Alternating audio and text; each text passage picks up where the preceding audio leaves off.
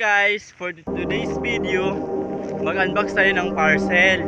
Ito po yung gift ni TikTok sa akin. Kasi ilang beses na raw ako nag-order. Siguro mga 15 orders na ako. Kaya ngayon, binigyan ako ni TikTok. At saka i-unbox natin. Tignan natin kung anong laman niya. Tara! So, ito na po yung laman niya. Wait lang guys, yun na. Buksan na natin. Tsaka tignan natin yung laman. Anong laman niya? Yan po. O, diba? May tatlong pirasong payong. Tsaka yan yung isa. Earphone pa siguro to. Yan. Earphone.